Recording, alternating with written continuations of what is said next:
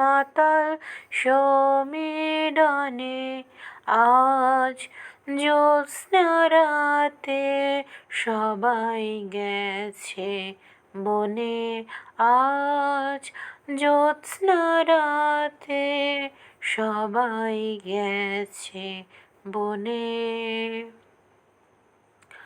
রবীন্দ্র সঙ্গীত এটি একটি অত্যন্ত সুপরিচিত। এই রবীন্দ্রসঙ্গীতটি শুরু করার উদ্দেশ্য হচ্ছে জগতের সকলে যখন একটি স্বতঃসিদ্ধ নিয়ম মেনে চলে, তখন স্রোতের বিপরীতে গিয়ে নিজের মধ্যে নিজের থাকার, নিজেকে আবিষ্কার করার যে উন্মাদনা, তা যে কতটা গভীর, তা কেবল ভাষায় প্রকাশ করার নয়। কথা বলছিলাম বানু মুশতাকের একটি বই নিয়ে, হার্ট ল্যাম্প। উনি এই বইটির জন্য বুকার প্রাইজ পেয়েছেন। সাহিত্য যখন কেবল কল্পনার দেয়াল ভেঙে বাস্তবের রূঢ়তম সত্যকে তুলে ধরে, তখন তার সমাজ পরিবর্তনের এক শক্তিশালী হাতিয়ারে পরিণত হয়। দক্ষিণ ভারতের কর্ণাটকের প্রখ্যাত কন্নড় লেখক, আইনজীবী এবং মানবাধিকার কর্মী বানু মুশতাকের গল্প সংকলন হার্ট ল্যাম্প ঠিক তেমনই একটি কালজয়ী সৃষ্টি। দীপা ভাস্তি কর্তৃক ইংরেজিতে অনুদিত এবং আন্তর্জাতিক বুকার পুরস্কারে ভূষিত এই বইটি মূলত গত 3 দশক ধরে দক্ষিণ ভারতের মুসলিম ও প্রান্তিক নারীদের জীবনের যাপিত সংগ্রাম, পুরুষতান্ত্রিক নিপীড়ন এবং তাঁদের ভেতরে লুকিয়ে থাকা অদম্য সহনশীলতার এক অনন্য দলিল। কন্নড় ভাষায় বইটির মূল নাম ছিল এদেয়া হানাতে, যার বাংলা অর্থ দাঁড়ায় হৃদয়ের প্রদীপ। একটি প্রদীপ যেভাবে নিজে দগ্ধ হয়ে চারপাশকে আলো দেয়, পিতৃতান্ত্রিক সমাজ ব্যবস্থায় নারীর অবস্থানও যেন ঠিক তেমনই। বানু মুশতাকের গল্পে নারীরা কেবল কান্নায় ভেঙে পড়া দুর্বল চরিত্র নয়, প্রদীপের আগুনের মতো তাঁদের বুকেও রয়েছে তীব্র ক্ষোভ ও যন্ত্রণার উত্তাপ, যা শেষ পর্যন্ত তাঁদের টিকে থাকার আলোয় রূপান্তরিত হয়। বইটির নাম যে গল্পটি থেকে নেওয়া হয়েছে, সেটি লেখকের নিজের জীবনের এক চরম সংকটের সাথে সম্পর্কিত।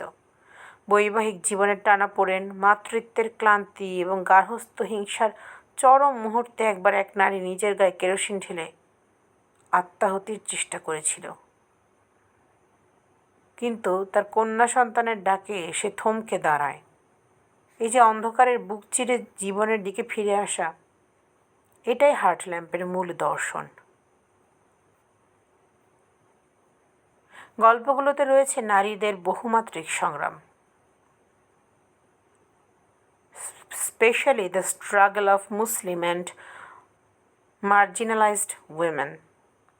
বানু মুশতাক পেশায় একজন আইনজীবী ও সাংবাদিক হওয়ায় তার গল্পগুলো কেবল কাল্পনিক নয়, বরং আদালতের ডায়েরি ও সমাজের অন্ধকূপ থেকে উঠে আসা বাস্তব মামলার জীবন্ত রূপ। তার গল্পে নারীদের সংগ্রামকে কয়েকটি স্তরে ভাগ করা যায়, যেমন ধর্মীয় গোঁড়ামি ও পুরুষতান্ত্রিক শৃঙ্খল।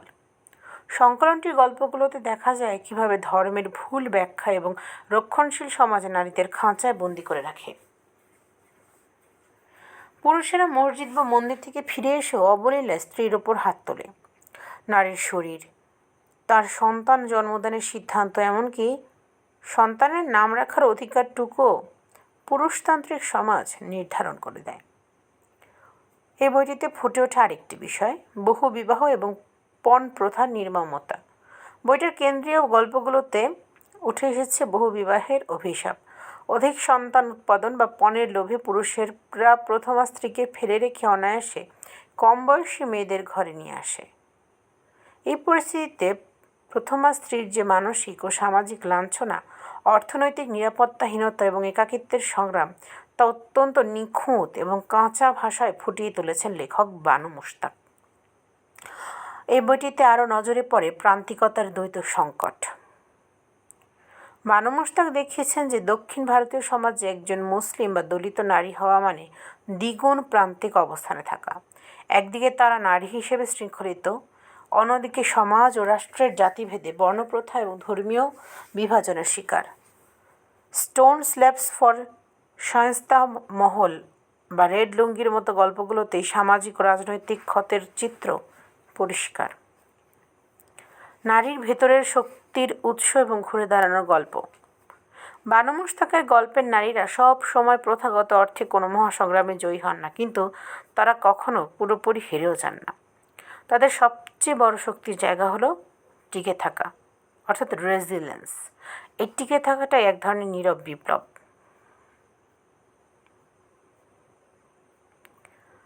তাদের নিজেদের গর্ভের এবং শরীরের ওপর নিজেদের অধিকারের যে দাবি, তাও লক্ষ্য করা যায় এই বইটিতে।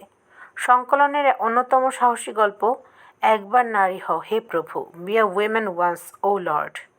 এটি একজন নারীর বিবাহিত জীবনের গ্লানির এক তীব্র মনস্তাত্ত্বিক স্বগতোক্তি। এখানে নারী চরিত্রটি ঈশ্বরের কাছে প্রার্থনা করে যেন ঈশ্বর নিজে একবার নারী হয়ে পৃথিবীতে আসেন এবং সেই বেদনা অনুভব করেন যা একজন নারী অনুভব করে। চরিত্রগুলো এক পর্যায়ে নিজের শরীর এবং নিজের গর্ভের ওপর পুরুষতান্ত্রিক আধিপত্যকে অস্বীকার করার শক্তি দেখায়। এই বইটিতে আরও লক্ষণীয় ডার্ক হিউমার বা শুকনো রসবোধ। বানু মুশতাকের নারীদের অন্যতম বড় শক্তি হলো তাদের ভেতরের রসবোধ। চরম দুঃখের মধ্যেও তারা অদ্ভুত এক ধরনের শুকনো হাসি বা কৌতুকের আশ্রয় নেন, যা তাদের মানসিক চাপ সহ্য করতে সাহায্য করে এবং নিপীড়কদের অহংকারকে চূর্ণ করে। তারা সমাজকে ভয় পাওয়া ছেড়ে সমাজকে অবজ্ঞা করতে শেখেন। গল্পের নারীরা একসময় স্বামীর সাজানো সংসার বা সমাজের তৈরি লক্ষণরেখা পেরিয়ে নিজের ছোট একটি আশ্রয় খুঁজে নেন। কেউ স্বামীর ঘর ছেড়ে এসে নিজের ঘরের দেয়াল নিজের ইচ্ছে মতো রং করেন। এই ছোট ছোট সিদ্ধান্তগুলোই প্রমাণ করে তাদের ভেতরের প্রদীপটি শত ঝড়েও নিভে যায়নি। হার্ট ল্যাম্প বইটি বুঝতে হলে লেখক বানু মুশতাকের নিজের জীবনের লড়াইকে জানা জরুরি। 1948 সালে জন্ম নেওয়া এই লেখিকাকে মুসলিম মেয়ে হিসেবে সাইকেল চালানো থেকে শুরু করে কন্নড় ভাষায় পড়াশোনা করা প্রতিটি পদক্ষেপে লড়াই করতে হয়েছে। 2000 সালের দিকে মুসলিম নারীদের মসজিদে প্রবেশের অধিকার নিয়ে ওকালতি ও আন্দোলন করায় তাকে এবং তার পরিবারকে সমাজ 3 মাসের জন্য বয়কট করেছিল। এমনকি তার ওপর প্রাণঘাতী হামলাও হয়েছিল। তাই তার গল্পগুলো কেবল কাগজের অক্ষরে সীমাবদ্ধ নয়, এগুলো হলো শোষিত নারীদের পক্ষে আদালতের কাঠগড়ায় নীরবে দাঁড়িয়ে থাকা এক একটি মামলার কেস ফাইল। এই বইটিতে রয়েছে অন্ধকার ভেদ করা আলোর মশাল।